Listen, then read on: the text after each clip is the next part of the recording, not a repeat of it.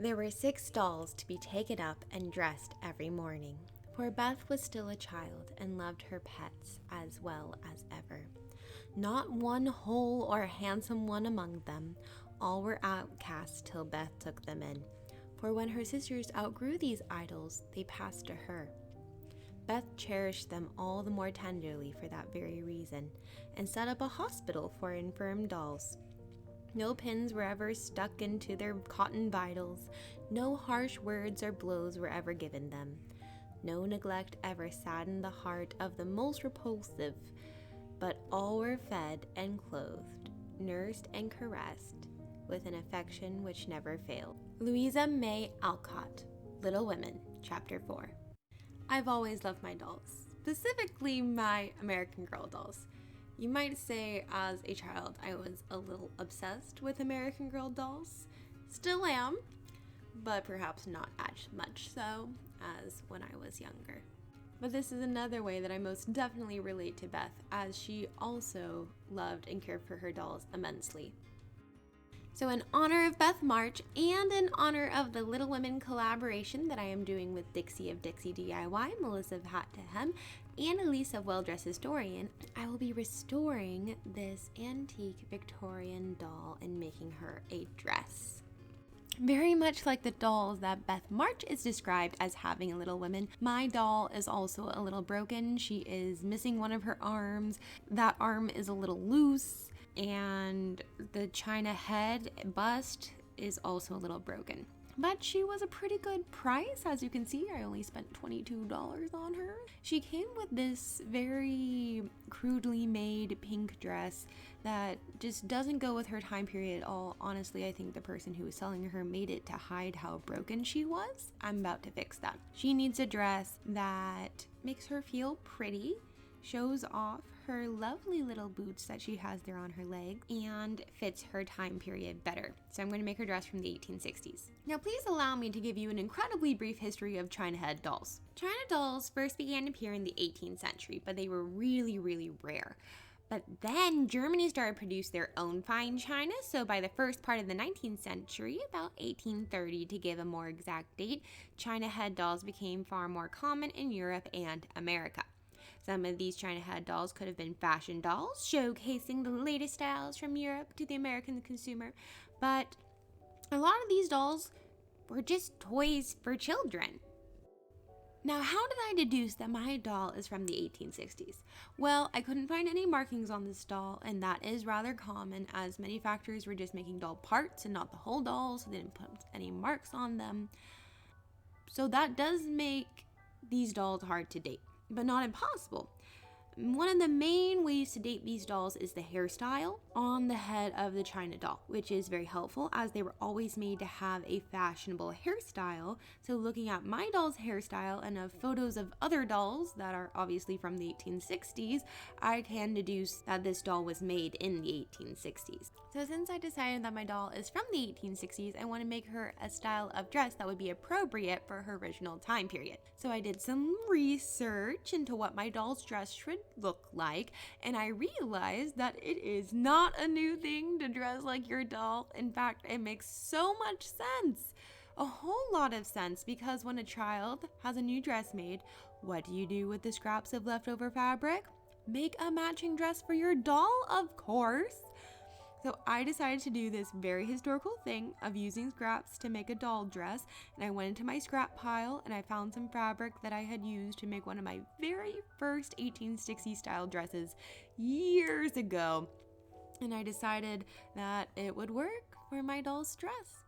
I didn't have a pattern for the doll dress, but I visualized the pattern pieces for the dress that I had made my niece last year, and I came up with something similar, because basically dolls would have child style dresses, unless they were fashion dolls.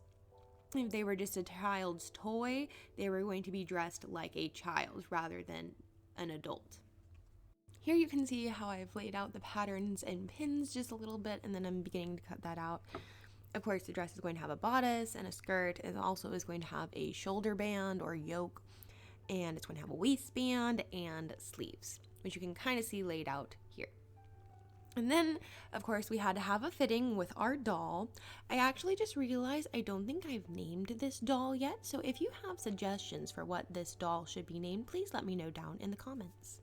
As I was doing the fitting, I realized that the bodice of the dress that I was going to gather was like a little bit too small. So I had to go and readjust that, make it a little bit bigger, cut a bigger piece out. Her torso was longer than I originally thought. Her body is made out of cloth. Usually these dolls were stuffed with like horse hair or something. I did not take a peek inside to see what she was stuffed with, so not completely sure. But here I am sewing that shoulder band together. I decided to line the shoulder band because it was, otherwise how do you have a clean neckline besides doing like the tiniest of tiny little hems? So I decided to just go ahead and line that, but everything else in the dress is not lined. And then here I am gathering that bodice together. It has a gathered bodice like a lot of children's clothing in the mid 1800s had. It allows for growing children to, well, grow.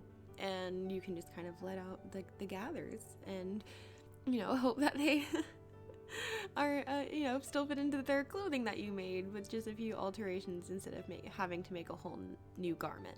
So it looks like the bodice is fitting pretty well, and then she has a very small waist. She has like a very large bust and then a very small waist. So the waistband is rather small, but I think it's going to work. Oh, also I, of course, made a slit in the back of the bodice to, be able to get it onto the doll. That is a necessary thing to happen. Here I am sewing the waistband onto the bodice.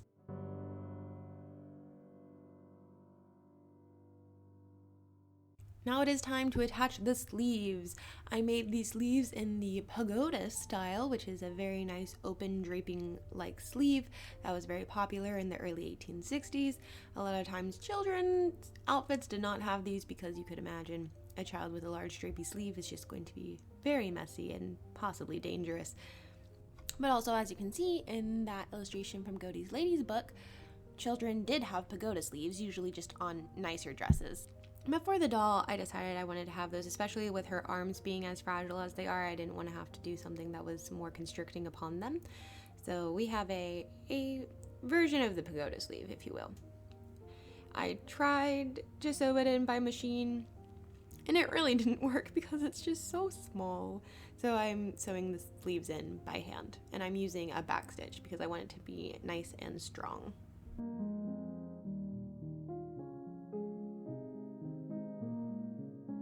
Now it is time to assemble the skirt. I just had 2 pieces of fabric that were, well, kind of square. I'm using scraps, so we made do with what we had.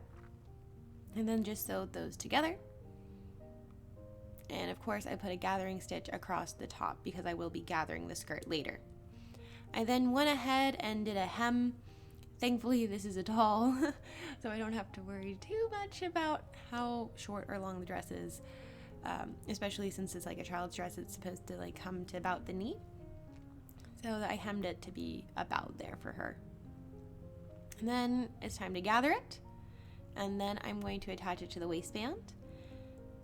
And then most of the dress should be done except for finishing touches like closures.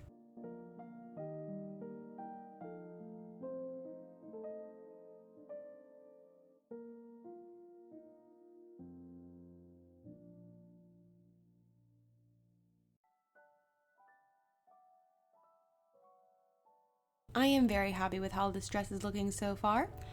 Now it is time to sew up the back seam. I'm going to sew it to about where the waistband hits. So basically we're just doing a back seam of the skirt, and then I'm leaving the whole back bodice open to be able to get onto the doll, and I will be sewing on hook and eye closures to fasten it.